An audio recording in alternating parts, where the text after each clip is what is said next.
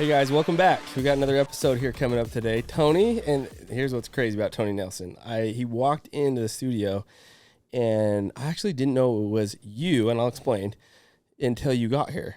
But Tony coached me in baseball. There was this like travel team, all-star team from Southern Utah, and you and another, maybe one or two guys put it together. And I know three of your brothers, and I thought I didn't know you. And we had like a group text put together, but then you walked in the door and I was like, oh my gosh, like it hit me that fast. I heard your voice, saw your face, and I was like, I totally know who you are. So it's kind of cool to like reunite after what, like, it's been like 13, 14 years. Yeah. What, 2010? So yeah, 13 years. 13 years. Yeah. And I mean, you were a strong player back then, but I mean, I also didn't recognize you because pretty filled out, dude. Pretty buff, man. Yeah. I mean, filled out could be two things for sure, but yeah, I was like, I don't know, 175 then. I'm like 220 now, so it's a little bit different. But I wish I could go and play with my frame right now and see what I could do. But unfortunately, that time comes to an end with kids and family and everything. But you played a little bit. You played, I mean, when I say a little bit, you played quite a bit. So you played all growing up, throughout high school, and you played college. Yeah. Yep. You played here at Dixie High School and Dixie State when it was Dixie State. Utah Tech now. That's right. Yeah, Utah Tech now. Chose to go there because my senior year of high school was when they won the JUCO national championship. Yeah. And so I was really excited to go there. Coach Littlewood's a great coach, had a great program. I think the starting 9 that year, like 3 or 4 got drafted. The others went to a big conference. So, yeah, I was really excited about it. Remind me, too, for some reason I'm thinking middle infield or pitcher. Yeah, middle infield. Middle infield. Yeah, middle infield. And then after my mission to Italy, I also filled out a little bit and became a third baseman. There you go. So middle, second and short, or? Yeah, in high school, shortstop. Short, second and short. And then kind of was going to college as a shortstop. Had a red shirt year because of a shoulder injury. 2-year mission. And then that's when Dixie became a 4-year school. So I came back and played 4 years. Yeah. That's so awesome. Dixie's actually, honestly, it's kind of a tough school to start for. Because, like you said, they won that what do they call it? The JUCO national championship. Yeah, it was JUCO then. College. And now they're D1, I guess. Yeah, right? Now they're all the way up to a D1. So we've gone from JUCO to D2 and now D1. I remember that when I was a kid, though, when they won it. Yeah. That was a big deal. Yeah, and there were some players, I think there's a couple players from Snow Canyon that were on the team at the time. I think Blake, I forget his last name. Blake Mickelson. Yeah. He was I played a stud. with Blake. Yeah. Catcher. Uh-huh. Fast, strong. Yeah. Not very tall, but hit home runs. Uh-huh. He was a stud. The other one was Chase Levitt. Chase Levitt, total stud. Played for Arkansas, right? Yeah, that's where he went. After that. Uh-huh. Yep. Yeah, fun times. So it's cool to have you in the studio, kind of jam for a second. Let's just jump right into it. I mean, now you're doing some really big things with real estate, land development. So for anybody that, I mean, we're going to talk about pretty much whatever. So we'll probably get into like, I mean, how you tick and like how you got into real estate development and different things. And you're doing it mostly here in Utah? Yeah. You have some stuff out of state. Some stuff out of state as well. Cool. Tied to national parks some of the time. So cool. But yeah, some local and also out of state. Yeah. Right on. So maybe getting started, I'd like to kind of start like how you grew up. So I know all your brothers. I don't think I know your parents. Yeah. But you're from here. Yep. Well, from here, moved here when I was 10. Okay. Yeah. So basically from Southern Utah, but my folks didn't grow up here. Okay. They're Northern Utah kids. Ancestry is like Cache Valley. Okay. Is where ancestors settled mostly. I mean, I feel so at home here that I have, read and found out some stories of, early settlers and coming down to Southern Utah, but it's like they came down here for a bit and then got called to go back up north. Gotcha. So, yeah. No, that's cool. And what was it like mom and dad wise? Like, who do you feel like you resonate with more, mom or dad, and why? Man, I think I'm a pretty darn good split. Okay. Resonate with both of them. Both have great qualities, that have. Were they the entrepreneur type, or were they like 9 to 5? I mean, what was their? So my grandpa on my mom's side, definitely like really entrepreneurial focused and has done development and real estate. Did you say grandma or grandpa? My grandpa. Grandpa okay. On my mom's side. On your mom's side, yeah. Yeah. Definitely like my dad sold building products all growing up. Just all around great guy, great with people. Done a lot in the community, did a lot for sports, and they ran the local Little League for like 10 years. Nice. When we were growing up, we moved here and they got asked to do it and did it. But yeah, just great, hardworking, people. But the entrepreneurial stuff, I mean, my mom does sell real estate, but my grandpa's done more kind of like developments, more entrepreneurial stuff. I don't know. It's funny. You think back to your childhood of things that kind of just memories you have. I mean, I remember one time, the first time I can think of something entrepreneurial, and I actually don't even really like this story because I'll share why. But I remember like picking dandelions with rocks, and rocks were there, and I was like, dang, if I like rubbed this dandelion on here, like it looked kind of goldish, and I'm like, dude, like you could almost like, I know it wouldn't be real gold, but I wonder if somebody like buy this rock because it looks like I'm this like little kid, right? And now I'm like, dude, fool's gold, like really? I mean, that's not good, but that's hilarious. No, do you try and sell it to other kids? I didn't actually try to sell it, but I remember it's funny. That's a memory I have of like, I mean, I must have been 5 years old, 4 or 5 years old, and just like thinking kind of that way. And yeah, I think I've always had this desire to sort of, I didn't know really what it meant, but I wanted to quote, be my own boss. Yeah. Is kind of what I remember thinking growing up. Yeah, that's cool. That's so funny. I, my first memory, I think, of being an entrepreneur, I just mowed lawns for like my uncle and then one other like older couple in my ward. And it was great, but it sucked at the same time. It was like I had a responsibility and I had to be there every single week, which it seemed like every week felt like every day for a kid. Like you just seemed like you were over mowing lawns more than you wanted to. You just wanted to play. Yeah.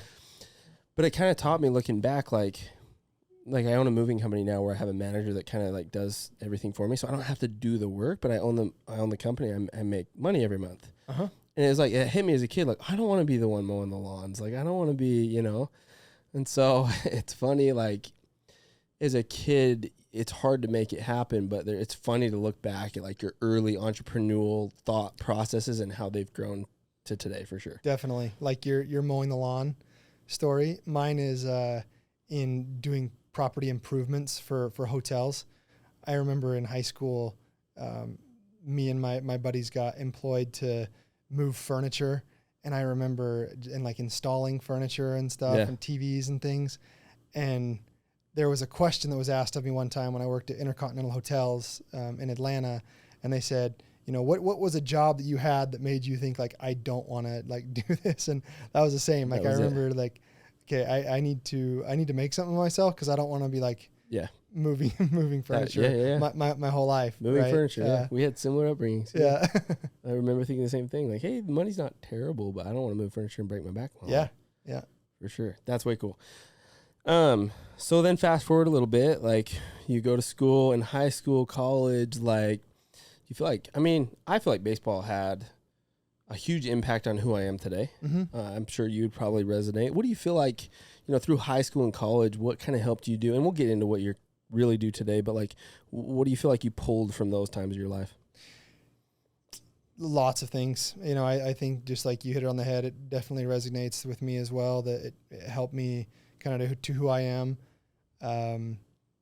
Gosh, I hated getting out. I hated striking out. Yeah. That's kind of when I learned then like that I hate to lose, and I hated not even just like losing the entire game, but I think I loved basketball because of the fact that like you make a mistake, you can immediately change that, right? Mm-hmm. Steal the ball back, get a rebound. You can quickly. Yeah, quickly. I think baseball taught me that like you've got to be serious about what you're doing because you have a bad at bat, you got to wait quite a while to hit again. Yeah.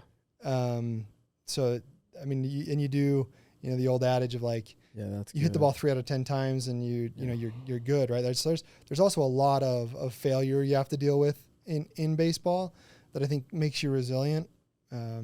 It's definitely helped me.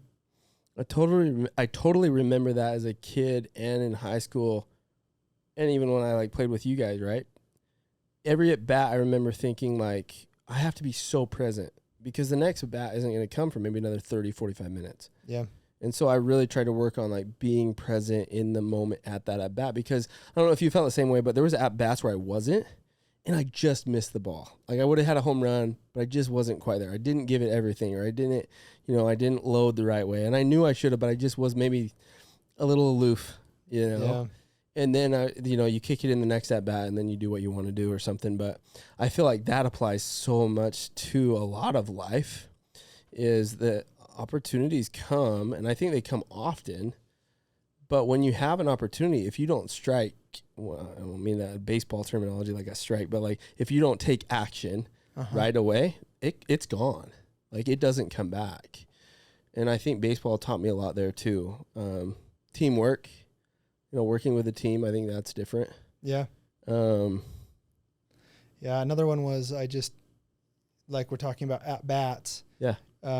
Every opportunity that you're working towards, it's an at bat, and there's like another one will come though. Right. And it's you as a baseball player, there's a reason that Major League Baseball, there's 162 games in the year, because it takes that long for kind of the cream to rise to the top. And if you're having 4 at bats per game, that's a lot of at bats, right? To really get like a batter's true average. Same with life. Yeah. You gotta, if you strike out, it's an at bat. You learn something about the pitcher. Come back the next time. Yep. Yeah. More ready, more prepared. For sure. Baseball is different, and I know not everybody loves baseball, but I feel like there are a lot of like really cool life lessons that come from sports and baseball. So then I think you said you worked for was it it wasn't software development, was it? Or was it just a software company? Yeah. A local software company. Was a really cool company. It's founded by local folks here, called Steaton Technology. Okay. And I worked for them partly while I was in college, a little bit after college, and then went to the hotel company. And then you went to the hotel company, and then you're like, somehow out of the blue, you're like, hey, let me get into real estate development. That would be cool.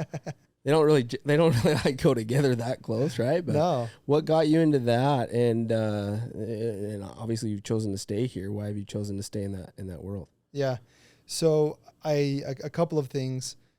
I think I always have enjoyed real estate. I was around it, like I mentioned, from my dad selling to builders.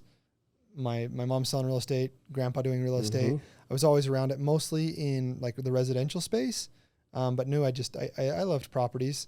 The technology was more because I knew that it was going to be something that like a core skill set that I could have and would be a good sort of launching pad, right?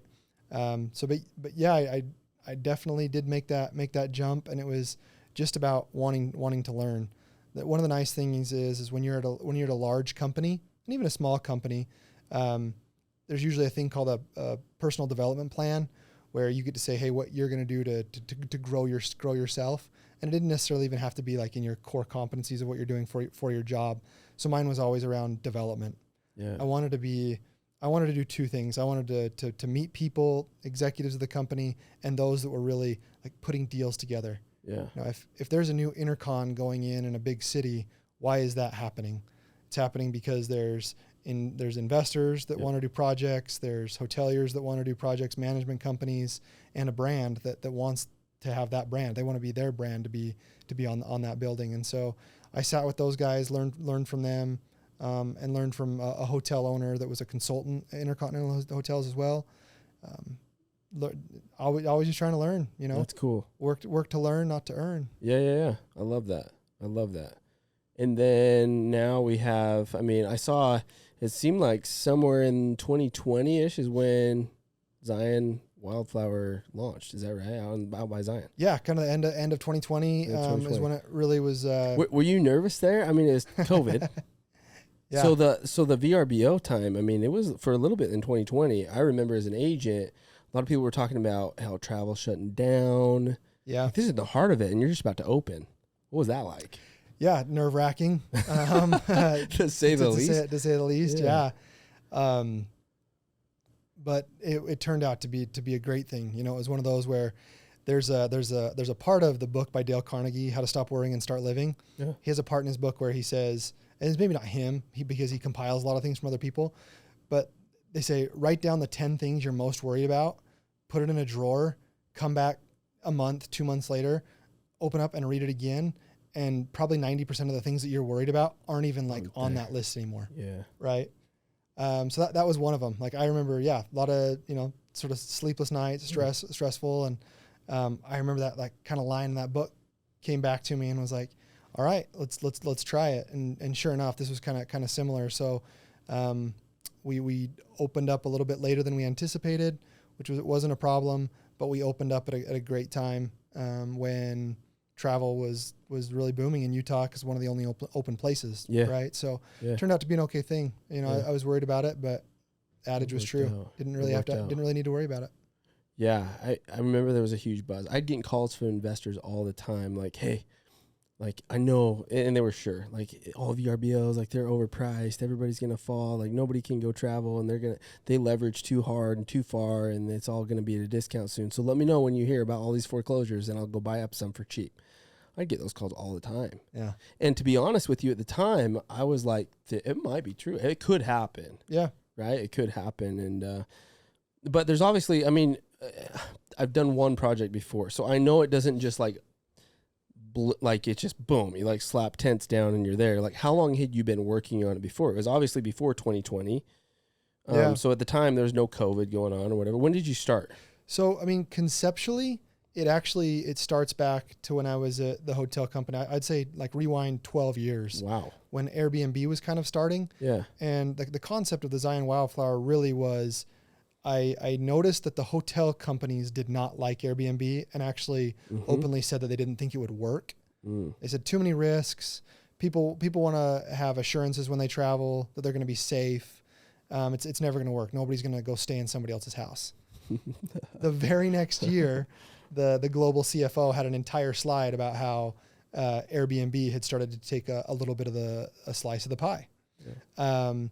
And I did believe that they had some truth in it, that like there was some aspect of it that not everyone is going to want to stay at an Airbnb or in somebody else's place, but they're telling us that they're liking something different than a hotel. So what is that difference? And my assumption and hypothesis was that it was people want their own individual dwelling, but they still want to go somewhere that they know is safe, and that it's run properly, and that they're going to have really nice sheets and nice beds, et cetera.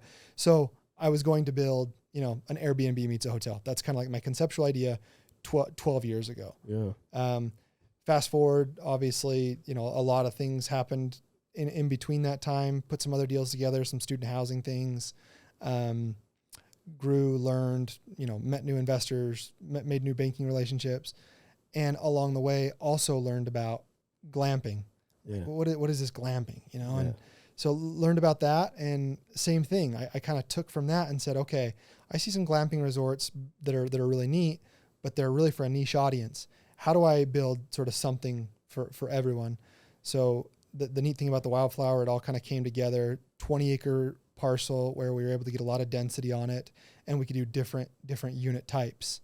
So we have kind of exactly what I've just been describing here. We've got an Airbnb meets a hotel. You've got own individual units that you can rent, and those are more like they're similar to we call them bungalows. Yeah. They're essentially a hotel suite, but you have your own four walls, own parking spot, own little deck where you can hang out. From there, we added in some glamping as well, all the way. Always sleeping on good mattresses and things, but maybe you go to a unique bathhouse where you're so they're getting more, okay, we're really feeling like we're kind of camping in Zion feel. And then we also have sort of these South African safari tents that they're sweet. They're really nice, bathroom inside of them, high end, but you're walking into a tent. Pretty cool. Yeah, pretty cool experience. For those that are listening, if you haven't looked at Zion Wildflower Resort, if you haven't looked at their website yet, go right now. Hey, if you're listening on your phone or wherever you're listening to this, if you haven't pulled up on a computer, you're watching on YouTube, whatever, just go over real quick, Google it, go over and check it out. There's some really cool places. In fact, we just had our anniversary and we were looking at some, and that's the one, I got to confess, that was the one that I wanted to go to, and it was closer. And then my wife, for some reason, so Mama Lay, it's Brody Fawcett is a good friend of mine. His wife, Andrea, she had this event up in Kennebec, what is that? Cave Lakes. And so she'd always wanted to go there. And I'd almost booked it as a surprise to go to yours. Yeah. She's like, actually, can we go here? And so we booked that one. It was our anniversary, so of course I'm going to do what she wants to do. And then I got connected with you after, but I was looking at that one, ready to make the payment, and just wanted to like check with her real fast. Yeah. Because out of everything on the market, this is my point, everything on the market that's closer to, like, it's only 45 minutes away or so. Like, it's not that far from here. And so to get away a little bit, to feel like you're out and have a really cool experience, to me, it was the best place. And I was looking at like 5-6 different other places. I thought it was legit. Well, cool. And your marketing's better than a lot of other people's too. Oh, I appreciate that. You have it must be your wife that has friends that are like all in the women cutesy space because she does it really. I know it's not you, but yeah, it's definitely not me. And I'm glad you mentioned that. Because during that time, I interviewed a lot of designers, because as the developer, I didn't, not a lot of things that I do hands on. I'm kind of vision, putting pieces in place to do it. You're the visionary. But one of them was like the designer. And on phase 2, we did have some help just because of some PTSD that my wife had from phase 1. But my wife did all the design for phase 1 and really led the second phase, and like all the way down to like landscaping and things like that. So yeah, she did a great job. And then she also handled the marketing and she did our social media for like the first 4 or 5, maybe 6 months, until she was like, I can't be on social media every day. I gotta stop this. So yeah, no, that's awesome. So now you've had it for 3 years. Yeah, about that. Something like that. How many units do you have? There's 115 units. A pretty cool clubhouse with a rooftop area. A smoothie shop in that clubhouse. Oh, that's cool. Yeah, a lot of open space, wedding area, all outdoor space. So get married with the pretty maces behind you. That's way awesome. Yeah. So here's a question that I have, and I feel like this is one that I get asked a lot as a real estate agent, and so I'm going to ask it to you. Whenever you went under contract on the land, let's say 18, 19, something like that, 17, 18, 19, somewhere in there, I'm sure is when you found the land. I get asked all the time. I just had a guy over here 2 days ago, and he's wanting to do something, not with Airbnb, but like he wants to build out by Sand Hollow. He wants to do like a drink shop or an ice cream place, or like there's no food options like really close to the lake, right? Yeah. And he's like, hey, can you help me find some land? And instantly I'm like, good luck, like it's just going to be freaking hard. I think that's leading to my point is like, it's not that easy to get land really close to Zion at a decent price to make it pencil, all that stuff. Like, take us through like how you found it, how you funded it, and now how you made it successful. Oh yeah. Great question. Man, I feel like I have those same thoughts every time I think about a new project too. I'm like, how are we going to do it? This, somehow right? It comes together. But people do it every day, right? So how are they doing it? And I guess that's your question to me. Always having your ear to the ground, right? Mm-hmm. is kind of first. Me and one of my business partners, we actually talk about this a lot. There's something about just like getting out of the office and going. A lot of people in today's day and age, I mean, I'm one of them because I'm like a map geek. I love getting on Google Maps and just searching things and whatnot. And you can be on Google Maps and making phone calls and looking things up and like all you want, but there's no replacement to like just getting out and doing it. Right. Yeah. For example, one we're going to do right now is we have land in just outside of West Yellowstone. Going to do a project there. Another place that people are like, how does that happen? It happened because I flew out there, took 3 days, met everybody that I could, and not just landowners.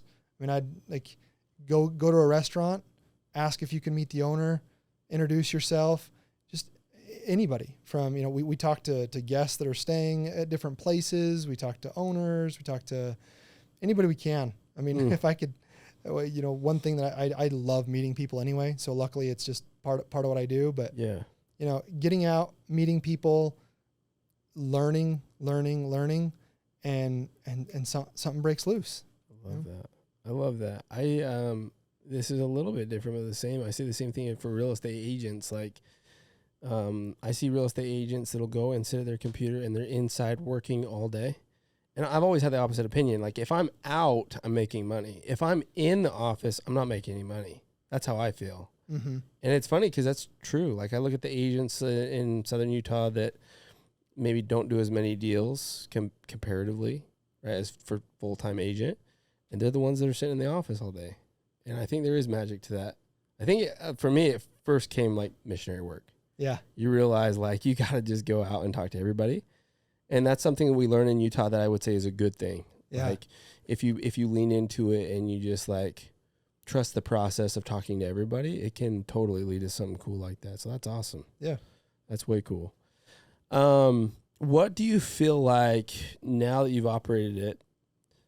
What do you feel like your biggest challenge is? I feel like that's maybe a good question to ask. If we had a group of like 20 people that all want to get an Airbnb and they're super pumped and excited, they would probably ask you the questions I asked you, but then like, what are your hurdles? Like, what do you constantly beat your head against, or like maybe hurdles getting started? What are your thoughts there? Yeah. I think that marketing is so key. I mean, that's the reason that the hotel brands do so well. You know, you build a Hilton and you immediately plug into a large number of travelers.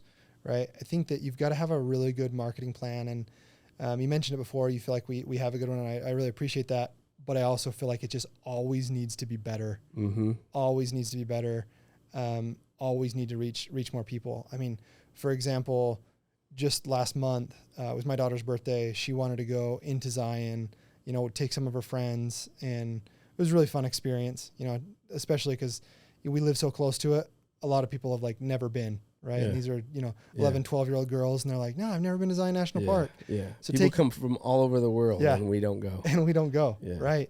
But we did. And it was fun. And we were playing. And I just kind of, you know, randomly talking to people and asking them and stuff. And, you know, I didn't talk to a large amount of people, but the ones I did, you know, a couple knew about the wildflower. Most everyone was, oh, really? What's that? Tell me about it. Right. And it just kind of, it dawns on me, there are tons of people coming to Zion National Park and we're getting our fair share and it's going well, but how do we get more? Yeah. How do I make sure that every single person that's thinking about coming to Zion National Park gets a chance to look at like the option that we have? Yeah. Right. And that's a difficult task. You would think it's not that hard. You would think, well, just when they Google it or when they, you know, and we're doing everything we can. We come up with new ways, but still there's always more to be done in marketing. There's a lot of competition for sure. Yeah. And I mean, even I know people that have nightly rentals clear out in La Verkin, and that's not right outside Zion, but it's close enough where people will stay there. Yeah. So it's technically competition, right? So yeah.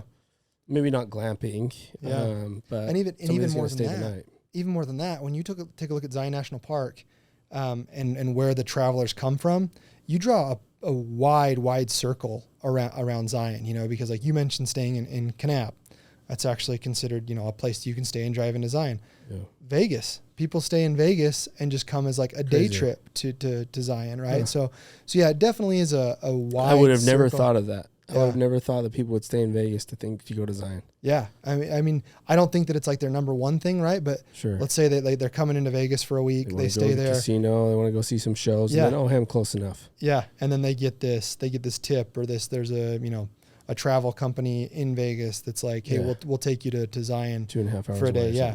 And so, you know, a lot of us, we look around, we look at the stats of how many people visit the national parks around us, and you know, you gotta dissect it a little bit more than just how many visitors there are. How many visitors of those are local? How many are traveling all the way from it? It's just a day trip from Vegas.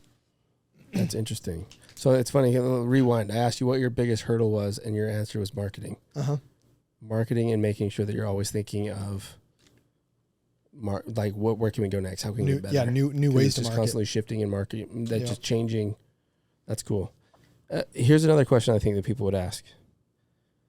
As you built it out, were you, with your contractor, your engineer, your architect, and you get everything, whatever you had? I mean, you had a building, so you had to have an architect, right? Yep. And we're working with the city and everything. Did it cost what you thought it was going to cost? Oh, good question. Yeah, it did. We were lucky. We were luckily, I mean, part luck, part being trying to be conservative, trying to be realistic. I mean, there's a lot of factors that can happen. Phase 1 definitely was we hit it. Phase 2 was during building prices rising and things like that, which were difficult to navigate. It's funny, large projects like that. It's not like every line item comes in right. It's like one is under what you expected, another one is over, right? But managing that is definitely a constant battle. Something you kind of got to keep your thumb on top of, and really have trust with your partners too. Yeah. What about timeline? Do you feel like it got done in the time that you thought it was going to get done when your contractor said it was going to be done? Again, phase 1, yes. Phase 2, no. Slowdowns, getting supplies, cost increases, all that slowed you down. Yeah. Rocky Mountain Power, as big of a company as Rocky Mountain Power is, in phase 2, there were transformers that needed to be updated, that they were for sure would be in time, and that was there was a big delay there. That was another stressful thing going through, that we got through it. But yeah, timelines can definitely shift on you, and you basically have to plan for those. You make your best plan possible, and then contingency plans to if those things don't go the way that you plan. So let's take people maybe a little bit deeper, if you're okay with it, because I think a lot of people don't understand this world. You financed it, some of it, correct? So let's dive into it a little bit, numbers wise. I think this is interesting to some people. What did you need? What did the bank require? Whoever you got the funding, I'm assuming the SBA loan. What was your funding from? Private investors. Where'd you get? Yeah, little bit of everything. When you're doing a project like that, you're looking at a lot of different options and trying to make the best decision possible. Banks typically it's all based on the risk profile, and they see it as risky. Yeah, I think I mean, especially back then, newer concept. Yep. Right. It's been done a lot now. When we were starting, it wasn't. So, but even now, I've heard it can be tough if you haven't done one before. If it's your first one, banks can get a little skittish, right? Yeah. So I mean, if we break it down to what all the aspects that come into a deal, right? You definitely have to have your own capital to come in with it. Another big one is experience in development and experience in management. And I would almost venture to guess that the experience in management is more important to a bank than maybe the development. Yeah. And maybe not. But if you think about the long-term success of a property like this, it's a business, right? So is there someone there that knows how to run that property to do it? And so, the last, and then the strength of those putting the cash in. Yeah. Right. All factors that go into it. And luckily I was able to put those things together. I did some things to mitigate the risk for lenders. I talked again about having trust in your contractor. I did a couple things that were maybe a little bit outside the norm, where I had not only investors, outside investors put in, but some of the people that were doing actual work on it. Like you mentioned, architect, civil engineer, contractor. Yeah.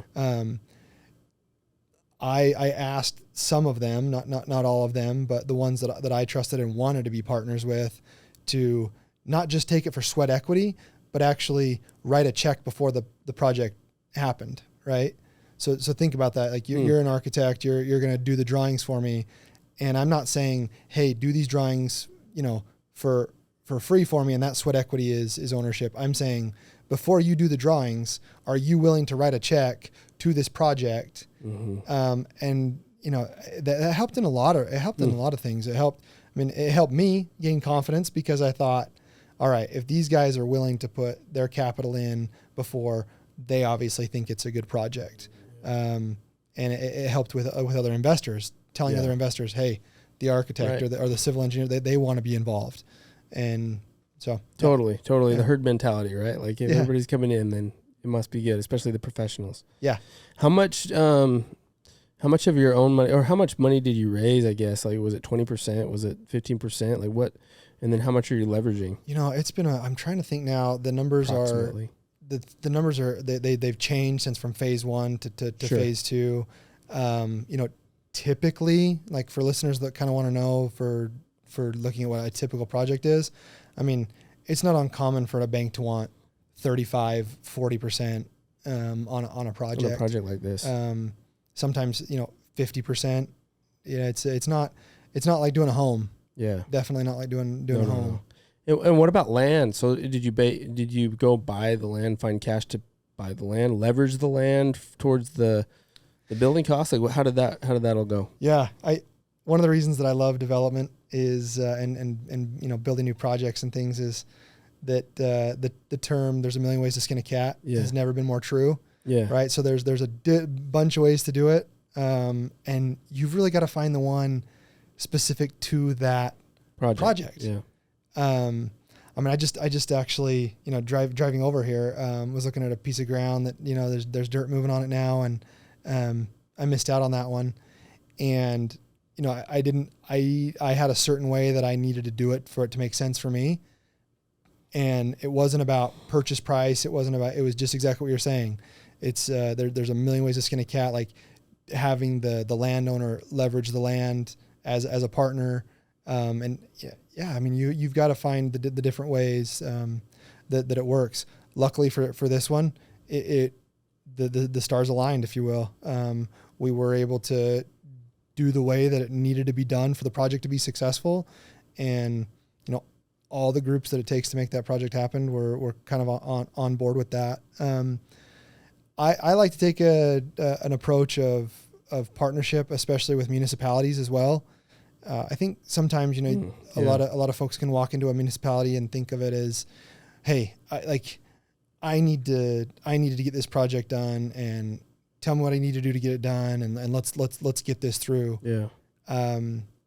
Which can work, and a lot of developers have made a lot of money that way, especially in rural communities. I think you need to come in with a different approach, more of like a partnership, telling them, hey, like, what do you want to see? Here's what I want, but what would you like to see? This is your community as well. I want to do something that you guys will like and enjoy, and will also bring you tax revenue, right? I mean, the municipalities all need that. But coming at it from like a partnership perspective, has been really beneficial, and what was definitely on the wildflower and worked out. Interesting. Yeah, I love what you said there, that every deal is different, and then you have to just find a different way to skin a cat. That's true in every form of real estate, and there's so many different kinds, right? We're just talking about development here for a second. Why did you phase it? Why? I mean, is there a reason, or is it just like, you talk about phase 1, phase 2. Are those only 2 phases? Right. I mean, there could be other phases because of other opportunities in the land. I mean, as the way that we think about it, like I talk about it in terms of a cake. Like we have a fully baked and iced cake right now. There are other things that we could do, maybe some like employee housing, some things like that, with it being a large tract of land. And because of the nature of the glamping, some of it is like movable structures, right? So definitely can continue to do that. Why did I phase it? That's what made sense with the project at the time. And so we did it. We didn't have to.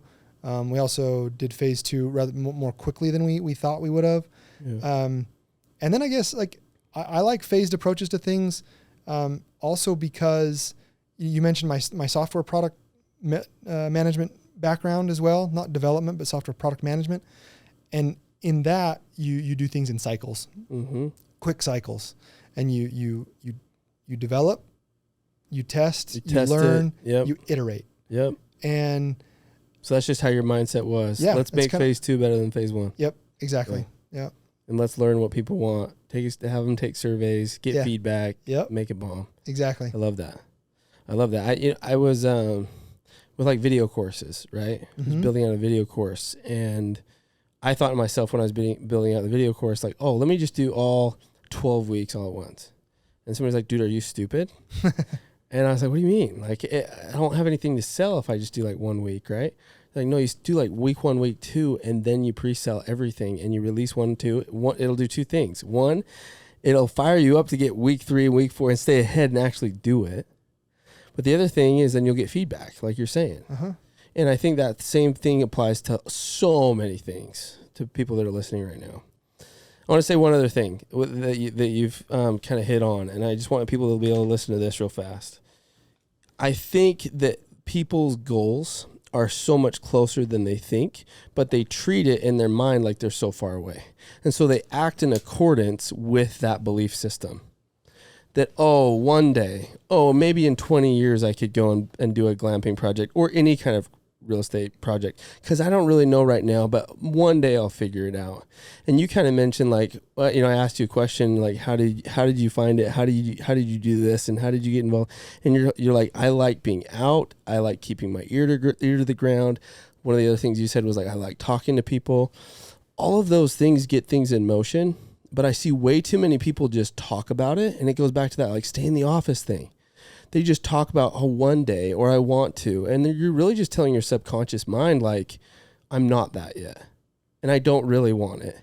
And I think that there's so many things, like, for instance, today I have a buddy, he's a real estate guy too. He owns real estate investing school. I was at his house, we were at the gym. And he's like, yeah, I took calls yesterday, and I just, in one day, few calls, I made like $3,600 of reoccurring revenue for my school. $3,600 awesome. For some people is like their monthly salary. Yeah. And he did that on like 7 calls in one day.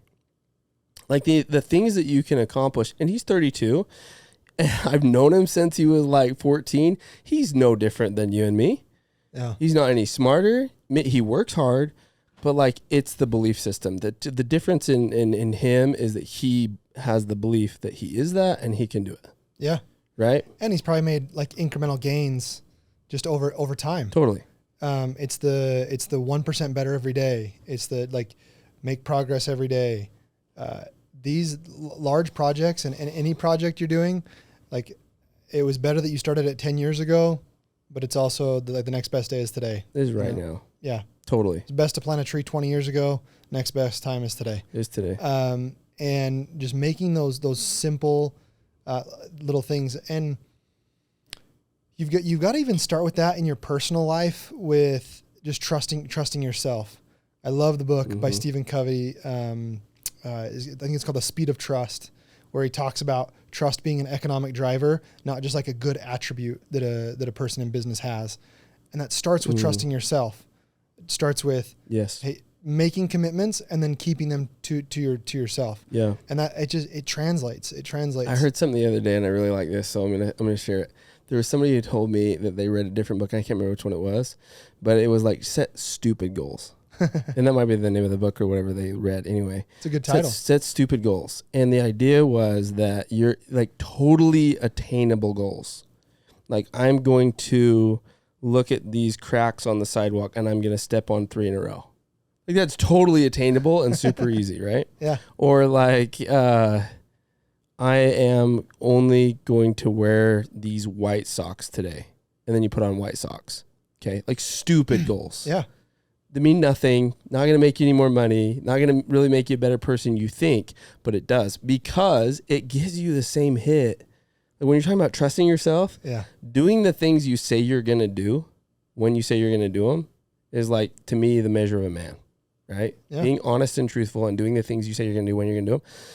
And so it just starts that habit cycle, like the atomic habits, right? Mm-hmm. That if you just look at that and you say, I'm going to wear white socks today, and then you do it, your brain gets that hit. Or you're going to step on 3 cracks in a row and you do it. It's like, you're going to get that hit. I love that so much. Yeah. Yeah. Because it trains your mind to just like set goals, accomplish them, and do it over, and just, you won't go to bed until you do, kind of a thing. Yeah. Yeah. I just met a guy, like, actually didn't personally meet him, but I've been learning about him in a group I'm with. He did a seminar, I guess you would call it, like an hour little thing yesterday over Zoom. And he told a neat story. Forget his last name. His first name's Mitch, but he talked about how he's always struggled with weight. Like, it was up and down, up and down. He always yo-yoed. A lot of us do, right? Yeah.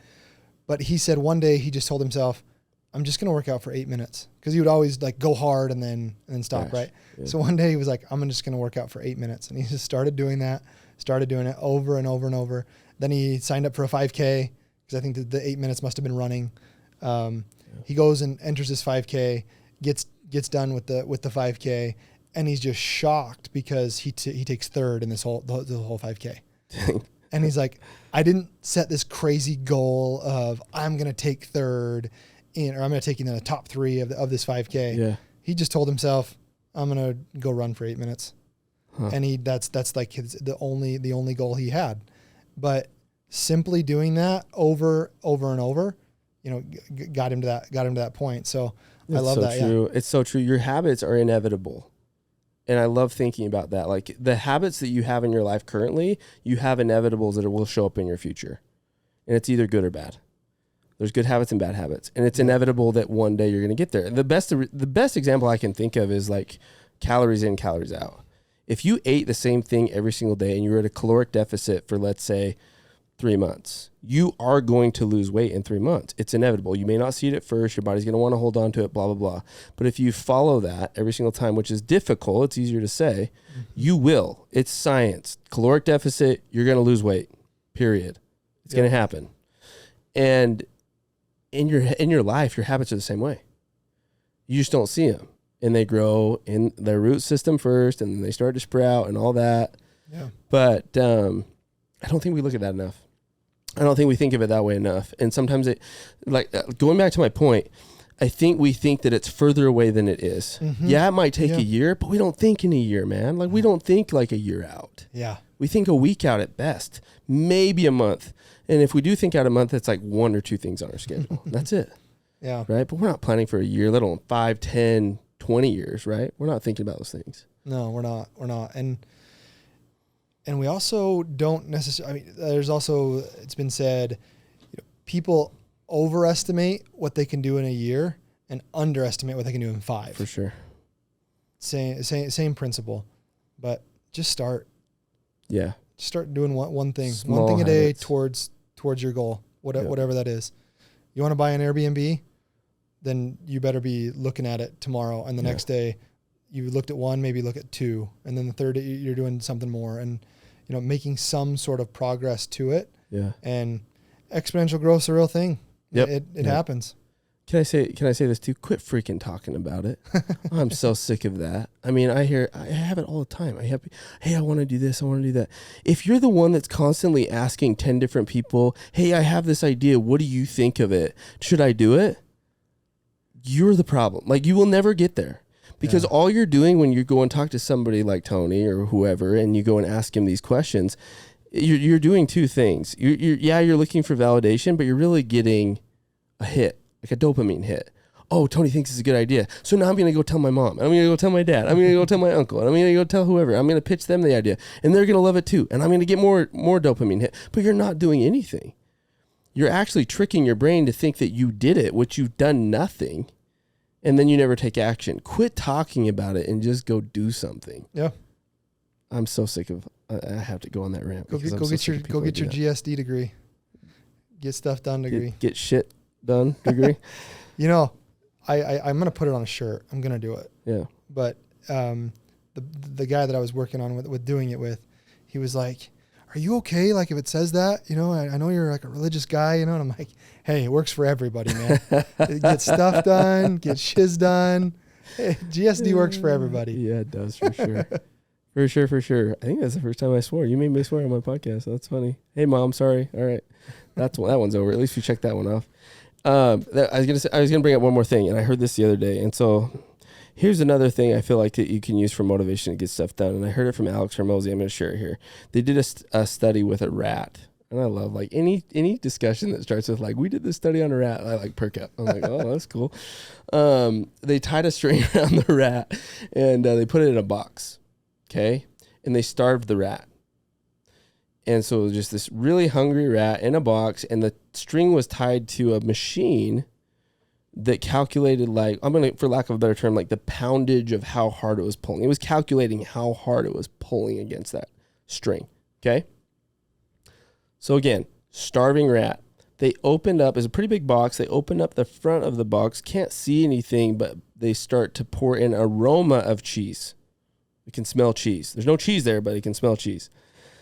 And the rat starts pulling against the rope, and pretty hard, because it's starving. It wants food. It's like almost like, you know, if you fasted for 24 hours or something, like you want to eat really bad. Okay. This was the interesting thing. They also had a hole on the back after they did this one, they had a hole on the back of the box that they opened up. And then they did two things at the same time. They gave it an aroma of cheese in the front and then a scent of cat in the back. So now we have pleasure and fear, or like something that is desired and fear of like death, right? And it pulled twice as hard against that rope, against that string. Wow. And so I think you probably already know where I'm going with this, but to me, it was such a huge takeaway of like, in life, we can get so comfortable. Sometimes the best thing that can happen to us, and sometimes we want to blame God or blame it on Satan or blame it on whatever. And we want to say, oh, this happened to me. And I'm in this really crappy situation. I have no money, or I'm in debt, or I'm about to lose this in my house or whatever. Or I got a divorce, or I lost everything in a bad investment, whatever it is, okay? And we start to blame that, but that's really the cat, if we start to look at it. That's the scent of the cat in the back. That's the fear. And what are we really afraid of? I don't know, but we've got to define that. And I think all of us are born to dream in a way. I think all of us have vision of like where we want to go, the things that we want to do. I think we're all born to create. That's just my personal opinion. Yeah. Like we're creators. Yep, born to be creators. Yeah. And that's what fulfills us. It's what fulfills me. It's what fulfills you. We love that. And without that in our life, we're just like, oh, this is boring. Yeah. Right? We're also born to create, but we also have sometimes this victim mentality, which is kind of what you're describing there of, oh, but this crappy thing happened, to me. When really, yeah, it's that stimulus between what happens to you and then your response to that. Yeah. The space between stimulus and response. Yes. Stimulus, what happens to me, response. I love that saying, yes. Yeah. Because that's what's going to affect your life, right? Yeah, definitely. In that space. It's funny you mentioned fasting though. I about 9 months ago, I did a 6-day fast. Ugh. And that was you're one of those crazies, that was dude. I have another friend that's done that, and I'm just like, what the heck are you doing? That's crazy, man. This is one day at a time. One day at a time. But he said after like the first day or two, it got easier. Yeah, I mean it's different for everybody, right? My wife and kids got sick on day 3, so it got really hard on day 3. I was taking care of everybody, cooking food, and it was hard. Spending energy while you have no. It was a lot. It was really hard. In fact, I mean, my goal was 7 days. Why did you do it? Just to do something hard? I've got a buddy that we go to PAL with every year, and he got talking to me about it at PAL, and like a lot of things happen at PAL. You talk about it, and then you're like, you get home and like, let's do it. Yeah. And so, I read a book on it and thought, is it a cleanse or what? Let's try this. You just like to. I mean, I didn't need to do a cleanse. I think it was really just like, let's do something mentally tough. Yeah. I love that. It was fun to do something mentally tough. I think I've realized I'm not, there are those that like can do it and do it easily. I've done some extended fast since and just kind of miserable. I'm like, I think I'm going to stick to the 24 hours. Yeah. It's solid. I love that, what you just said. I'm a firm believer that I think everybody should do one thing that's difficult every quarter and plan something in their schedule where they do something quote unquote difficult, whether that's for them, it could be a 5K, could be a half marathon, could be a marathon. It depends. But it's somewhat difficult. It's stretching and pushing them. And then one really difficult thing a year. So I just did my one difficult thing for the year. It was $5,000 to go do that. It doesn't make sense. It was $5,000. I had a buddy invite me. His name is Mitch Matthews. He's up north. And he played for BYU, and then he went and played pro for a little bit and then got injured. Yeah, big catch and a big, like, was he the Nebraska catch? Nebraska catch. Yeah. Everybody knows Mitch because of that. Yes, because of that. He's got his freaking, one of those big head like posters in the BYU bookstore that probably will be there for the next decade.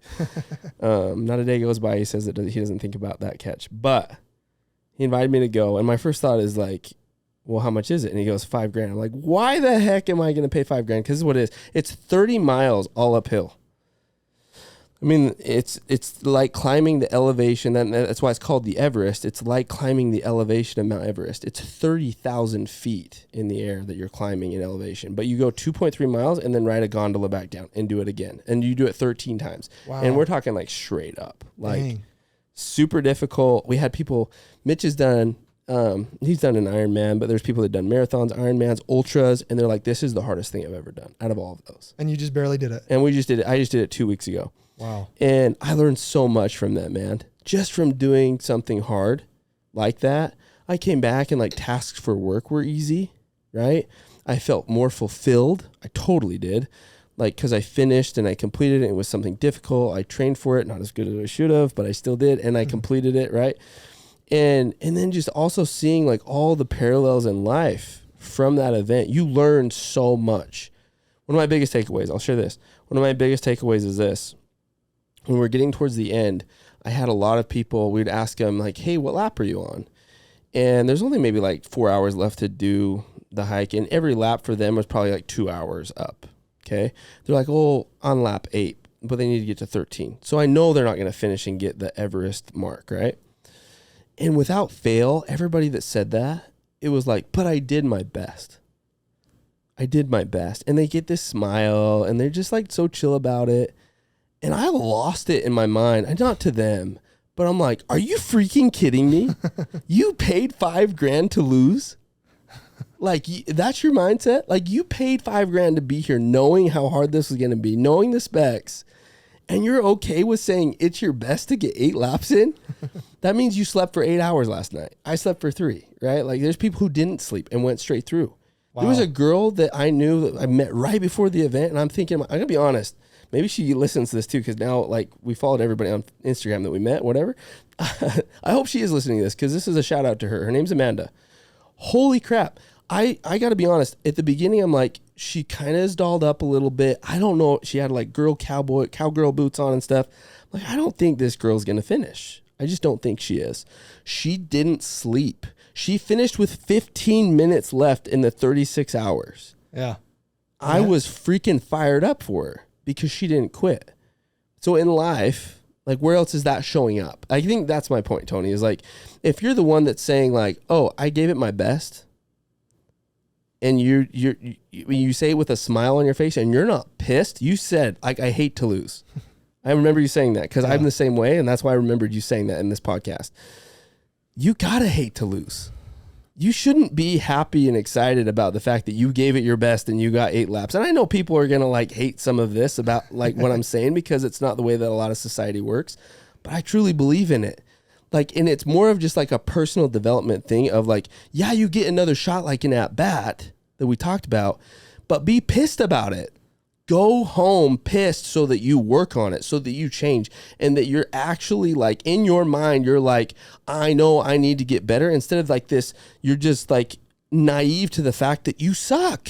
Well, and that's where you've got to, the pendulum is always, it seems to always swing too far one way or the other, but you have to have that, like, I'm mad that this didn't work out. Yeah. But I'm not mad to the point that it sends me on a spiral. I'm mad to the point that it makes me want to get better. Yes. It motivates you. It can't send you into a tailspin. And I think that's where sometimes society gets it wrong, because society always seems to swing in many topics. The pendulum goes too far one way, but give everybody a trophy type stuff. Participation award.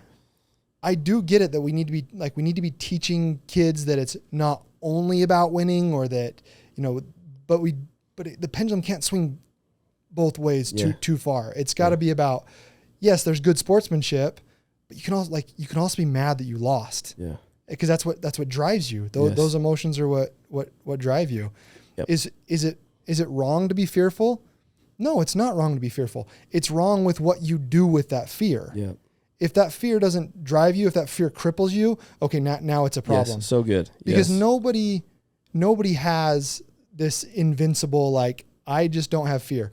I guess I shouldn't say that. You can't say always or nevers, right? Maybe there is somebody that does that. But it probably doesn't serve them if they do. Yeah. Because good fear point. does serve you sometimes. And that's what I've learned as an entrepreneur, that it does motivate you if it doesn't go past like a certain level, that it cripples you. Yeah. It's what do you do with it? Yes. How do you use it for you? Yeah. How do you, I was talking to some young men the other day about this, about kind of, we had this like fear versus faith discussion, right? And also like this, and I kind of changed it. Fear versus excitement. And I said, what are, when you feel excited to do something, what happens? Yeah. I'm like, well, my heart pounds. Like, you know, I get, you know, you get excited, you get butterflies. I'm like, how do you feel when you're fearful? Like, I get butterflies in my stomach. My heart pounds. We're having similar feelings, right? And the light bulb kind of went off. It was kind of a neat moment. Their light bulb kind of went off. Like, yeah, it is the same. It's what you do with it. Yeah. It's what you do with it and the action that happens next. I mean, like you said it, like in between like stimulus and what is response. It? Stimulus and response. Yeah. Yeah. That's the stimulus is either fear, faith, or like excitement or whatever. Yeah. Absolutely, dude. And it is very similar. Like I think about if I'm scared of something happening in a day that something won't get done, think of it this way. Like when I go to bed the night before, I'm thinking about it. And then when I wake up in the morning, I jump out of bed. If it's not too much fear, because I need to get it done that day. And I've got to make sure that it doesn't like crash and burn. Right. The same thing if I'm like, I like Disneyland. Like what if I'm going to take my kids to Disneyland? I'm out of bed. Like I'm excited. Right. It's the same thing. Both can serve you and both can be like, you know, help you accomplish the goal. We'll say get out of bed on time. Right. But they're totally different. Excitement and fear, and one, well, we would always want to have excitement, but you're absolutely right, dude.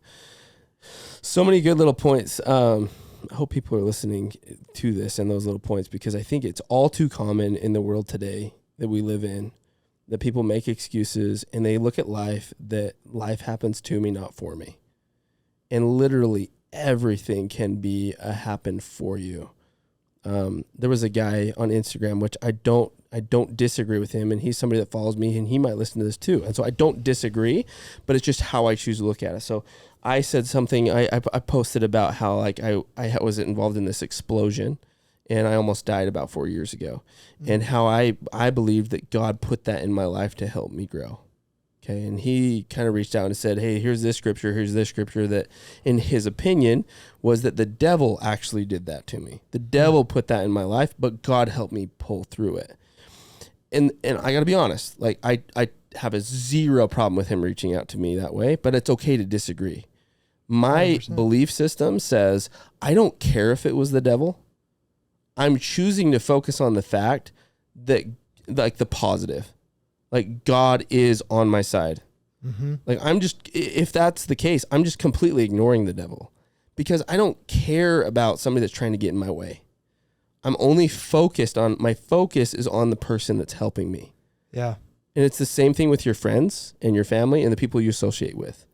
Yeah. Forget about the people that aren't helping you get to where you want to go, and go associate with rock stars that are going to help you get to where you want to go. Yeah, totally agree. I love that you brought up sort of scripture there too, because, you know, some people can get in this mindset of, oh, but what if that's just not my story? What if it's not going to work for me? Predestined. Yeah. And, you know, some even like, you know, it's always funny when the story of Job comes up, because, you know, people can kind of get like, oh, I don't even know if I want to read that, because it's like scary a little bit, you know, that like that can happen. That could happen.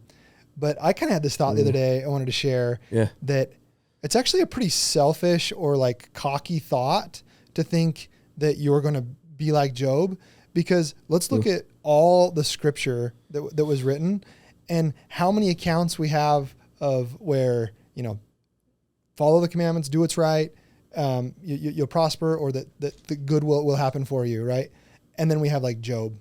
Now that's not to say that everybody in scripture, like their life is rosy, because it's not. But I just thought that was kind of funny that like I had this little epiphany of, you know, Job's a pretty singular story where like everything went wrong, right? If you're reading the scriptures and don't like think about more of like an abundance mentality, then kind of need to change your frame of thought. And even then, to be fair, like at the end of it, like it all works out for him.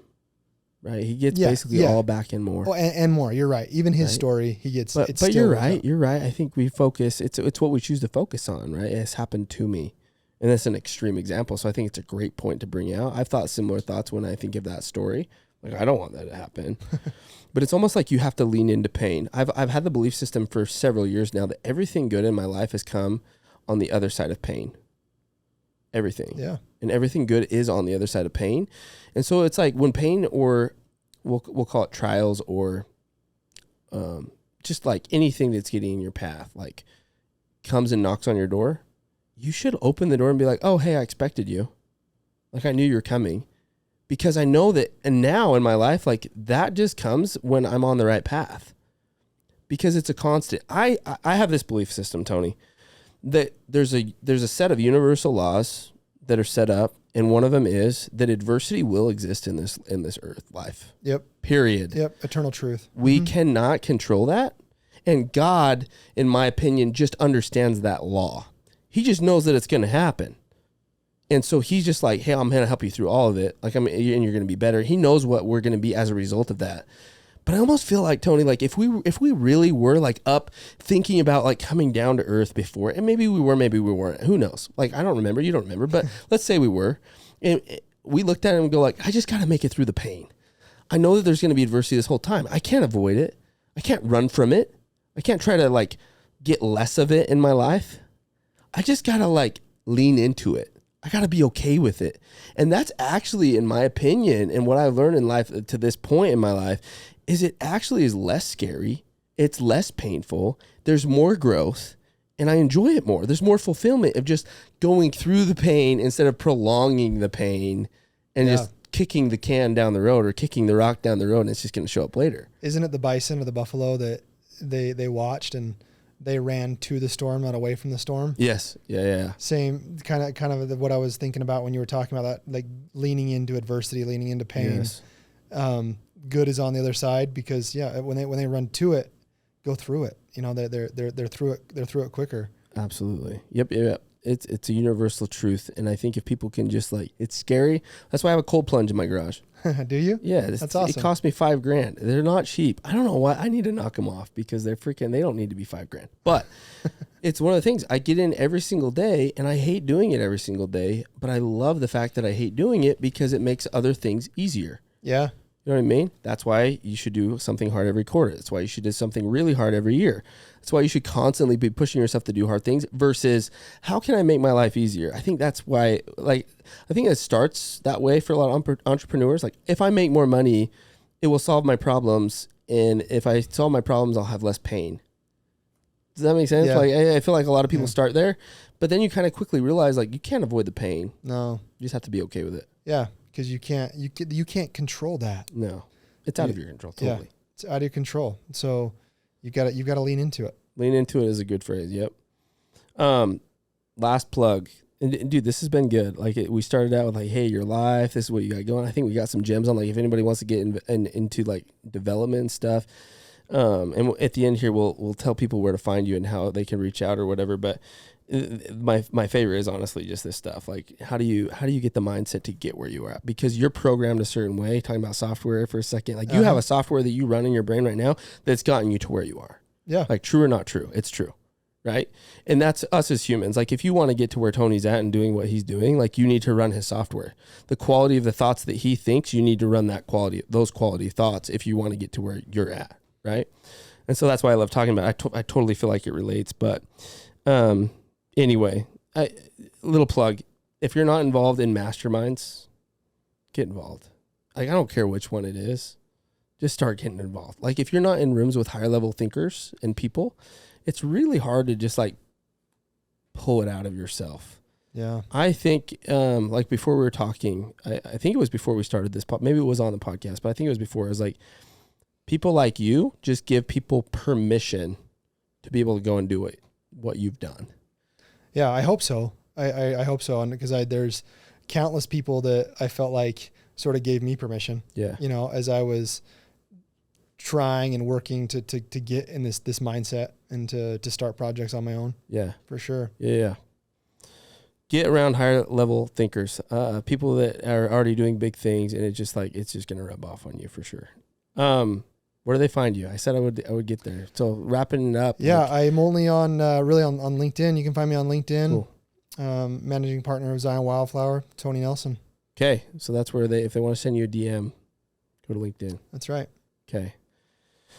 Tony, thanks for being on the podcast today.